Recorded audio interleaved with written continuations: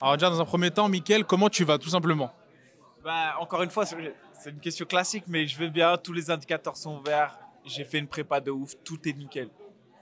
On t'a vu t'entraîner dans plusieurs salles, notamment au cours de cette préparation. Moi en particulier, je t'ai croisé à la Hatch, on t'a vu à l'MK Team notamment, dans d'autres salles. Est-ce que ça a toujours été comme ça dans ta carrière? C'est-à-dire diversifier les endroits où tu vas t'entraîner pour te spécifier dans certaines disciplines? Ou c'est vraiment avec l'évolution de ton aventure dans le MMA que tu as vu la nécessité ou tout simplement l'opportunité et les bienfaits de t'entraîner dans plusieurs salles? Non, de base, on avait, quand tu as une team, quand tu représentes une team comme une grosse team, comme je parle à la Hatch Academy, la Snake Team, le MMA Factory, des grosses teams. Je pense à la team à Marseille Fighting Club dans le sud, je pense à la Bonne École à Montpellier. Bref, quand vous êtes dans une grosse team, il y a la possibilité d'avoir des coachs et des référents dans chaque discipline. Aujourd'hui, moi, je représente plus de teams. J'ai la chance que Hatch, de la Hatch Academy m'ait ouvert ses portes. Donc du coup, j'ai fait beaucoup de mes sections MMA à la Hatch Academy. J'ai aussi été pas mal de fois avec Daniel Voirin le tourner au Fitness Park les lundis, mais dans le global, le MMA, je l'ai vraiment fait à la Hatch Academy. Ensuite, sur la partie sol, ça fait très longtemps maintenant que je suis avec Olivier, donc non, ça n'a pas bougé. J'ai toujours été chercher. Pour moi, c'est l'un des meilleurs. Au sol, vraiment, son école, la MK Team, c'est le top de ce qui se fait en France. Donc, je suis toujours parti chercher la performance là-bas. Et ensuite, je suis resté avec mes gars sûrs, David Beer, qui a toujours été mon head coach et qui m'a entraîné en pied-point, avec qui je fais beaucoup de drills de lutte, etc. Je me suis rapproché de Eda Ougdou. C'est un ancien combattant qui partageait avec moi les tatamis lorsqu'on était à Hobby Fight.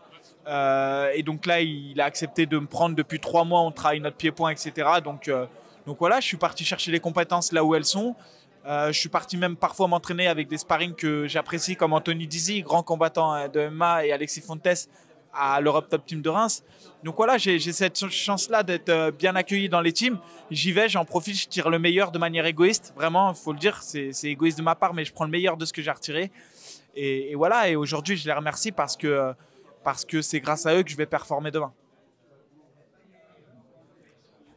Je vais direct entrer dans le vif du sujet. On a tous pu voir l'incroyable interview face à face entre Karl et toi à la sueur.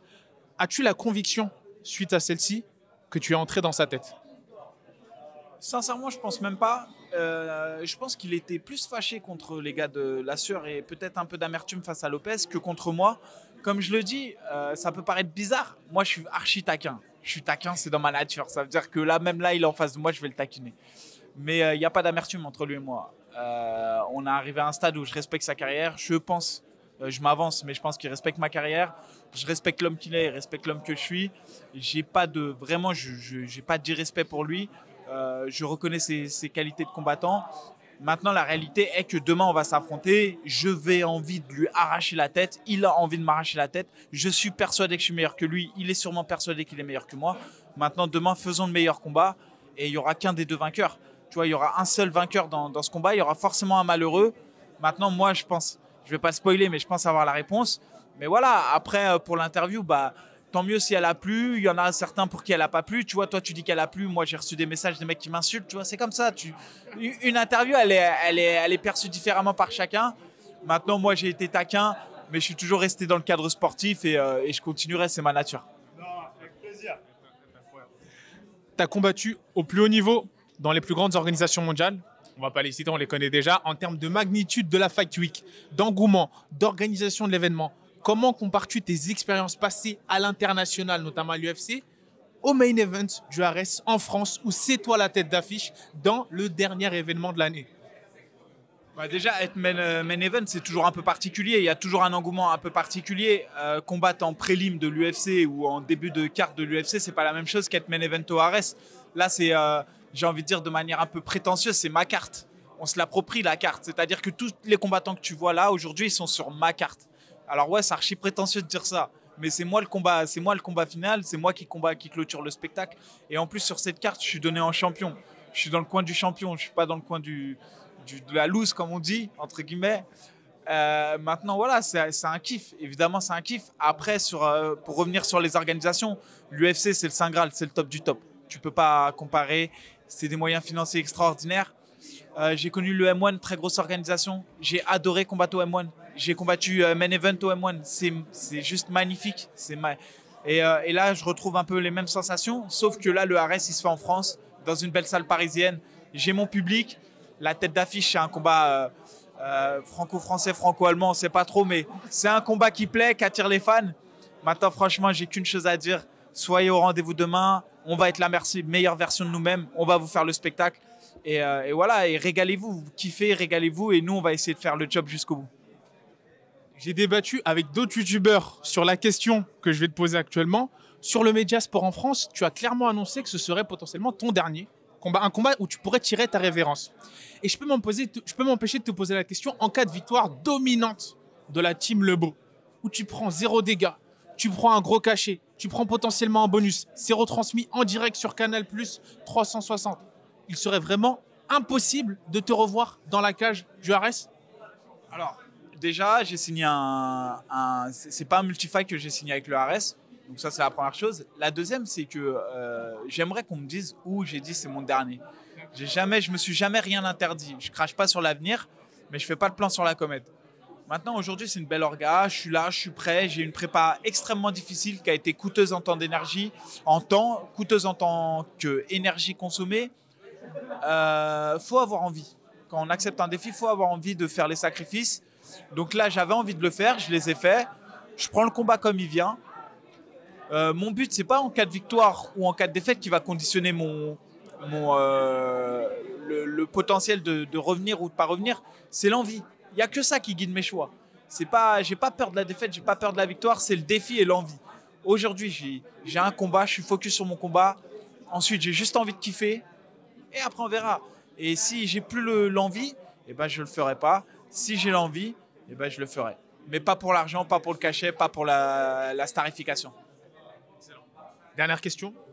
En cas de kiff total demain soir au Dôme de Paris, mais qui a plus justement cette envie que tu viens de me dire, quelle serait, là c'est un petit peu une question un peu perso, tes plans, tes projets extra MMA sportifs que tu aurais potentiellement, tu souhaiterais diriger, rester dans le sport, mais de manière professionnalisante dans d'autres domaines, d'autres aspects, management ou autres, ou potentiellement faire complètement autre chose?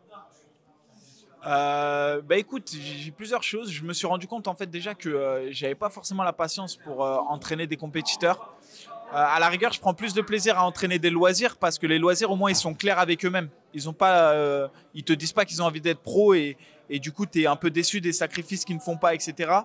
Ça c'est la première chose. La deuxième chose, j'aime beaucoup ce que je fais avec AB sur le AB Show. Je vous invite à suivre.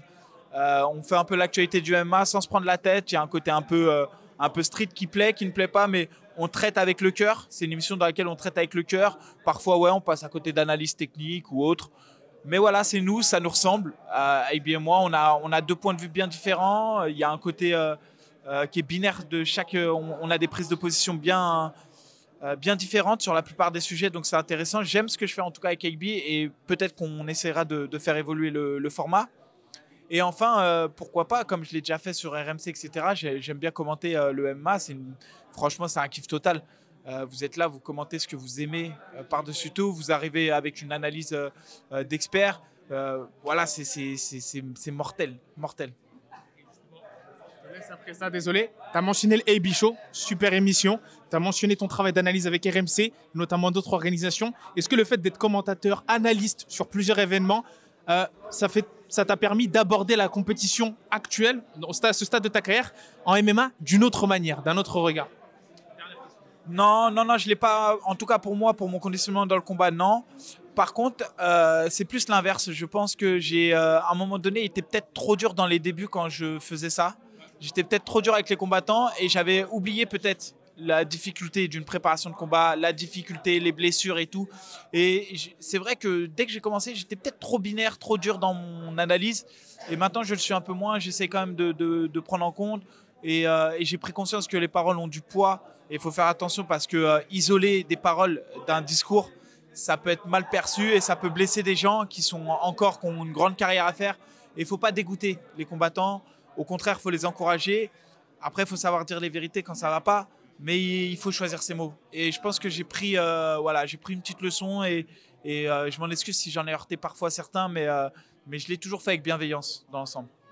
Merci beaucoup, Mickaël, et bon courage pour demain. Merci. Way to go.